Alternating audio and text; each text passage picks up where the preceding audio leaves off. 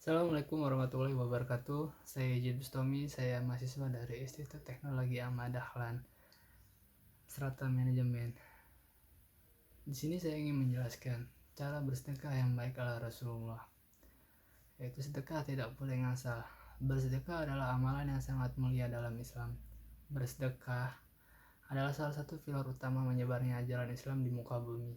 Karena tanpa sedekah tidak akan ada masjid sebagai tempat menuntut ilmu pada zaman Rasulullah, dan tidak akan ada perlengkapan untuk menyebarkan agama Islam ataupun untuk berjihad dan mempertahankan diri dari orang-orang kafir. Maka dari itu, sedekah adalah amalan pahalanya yang sangat besar sekali, cakupannya tak terhingga, dan akan sangat disayangkan jika kita tidak melakukannya dengan benar. Adapun tips atau cara bersedekah yang Rasulullah dan Allah anjurkan antara lain sebagai berikut. Mendahulukan bersedekah kepada orang kerabat yang membutuhkan. Mereka bertanya kepada engkau tentang apa yang mereka infakkan. Jawablah, apa saja harta yang kamu infakkan hendaklah diberikan kepada ibu, bapak, kaum dan kerabat, anak-anak yatim, orang-orang miskin, dan orang-orang yang sedang dalam perjalanan. Dan apa saja kebajikan yang kamu buat, maka sesungguhnya Allah Maha mengetahui. Al-Baqarah ayat 215. Yang kedua, bersedekah kepada kerabat yang memusuhi. Sedekah yang paling abdul adalah yang diberikan kepada keluarga yang memusuhi. Hadis riwayat At-Tabarani. Yang ketiga, tidak bersedekah dengan barang yang buruk atau tidak layak. Ayo orang-orang yang beriman, nafkahkanlah di jalan Allah sebagai dari hasil usahamu yang akan baik-baik dan sebagai dari apa yang kami keluarkan dari bumi untuk kamu. Dan janganlah kamu memilih yang buruk-buruk, lalu kamu menafkahkan daripadanya. Padahal kamu sendiri tidak mau mengambilnya, melainkan dengan memicingkan mata terhadapnya. Dan ketahuilah bahwa Allah Maha Kaya lagi Maha Terpuji. Yang keempat, tidak mengungkit sedekah dan menyakiti sang penerima sedekah. Orang-orang yang menafkahkan hartanya di jalan Allah, kemudian mereka tidak mengiringi apa yang dinafkahkannya itu dengan menyebut-nyebut pemberiannya dan tidak menyakiti perasaan si penerima, mereka memperoleh pahala di sisi Tuhan mereka. Tidak akan ada kekhawatiran terhadap mereka dan tidak pula maka bersedih hati.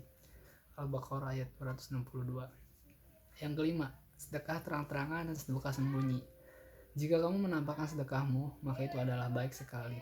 Jika kamu menyembunyikannya dan kamu berikan kepada orang-orang fakir, maka menyembunyikan itu lebih baik bagimu, dan Allah akan menghapuskan dari kamu sebagian kesalahan-kesalahan kamu, dan Allah mengetahui apa yang kamu kerjakan. Al-Baqarah ayat 271. Menyembunyikan sedekah dari pandangan orang lain memang sangat baik, karena bisa menjaga kita dalam hal keikhlasan. Namun bukan berarti dengan sedekah secara terang-terangan adalah hal yang buruk.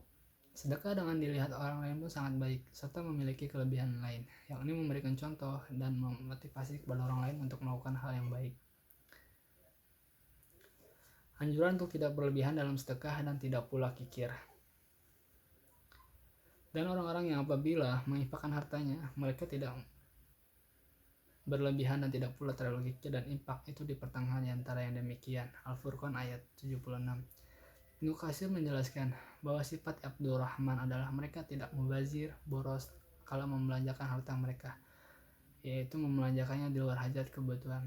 Mereka tidak bersifat lalai sampai mengurangi dari kewajiban sehingga tidak mencukupi intinya. Mereka membelanjakan harta mereka dengan sifat adil dan penuh kebaikan. Sikap yang paling baik adalah sifat pertengahan, tidak terlalu boros dan tidak bersifat kikir. Hal ini senada dengan firman Allah Ta'ala. Dan janganlah kamu jadikan tanganmu berbelenggu pada lehermu, dan janganlah kamu terlalu mengulurkan, karena itu kamu menjadi tercela dan menyesal. Yang ketujuh, tetaplah bersedekah dalam setiap kondisi.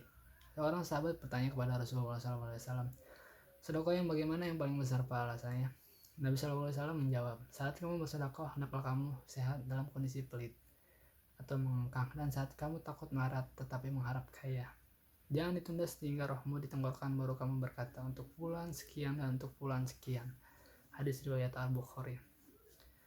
Mencari rezeki dengan cara mudah, mencari rezeki dengan cara repot. Dalam urusan mencari rezeki, mencari dunianya, Allah memberikan cara yang gampang bagi manusia, memberikan cara yang mudah bagi manusia, tetapi manusia senang memilih cara yang repot, cara yang sukar. Padahal Allah SWT yang paling tahu kunci-kunci kendaraan rezekinya. Allah menyebutkan kunci dari segala kunci manusia itu adalah dengan beribadah kepadanya, sedekah, sholat malam, memberi anak yatim, menyenangi hati yang berduka adalah hanya sekian dari apa yang disebut dengan ibadah. Bila ibadah diperbaiki, maka kehidupan maka menjadi lebih baik. Namun bila ibadah buruk, maka kehidupan buruk yang akan terhidang. Ibadah bisa saja, hidup akan bisa saja. Demikian, semoga bermanfaat bagi kita semua. Saya ucapkan assalamualaikum warahmatullahi wabarakatuh.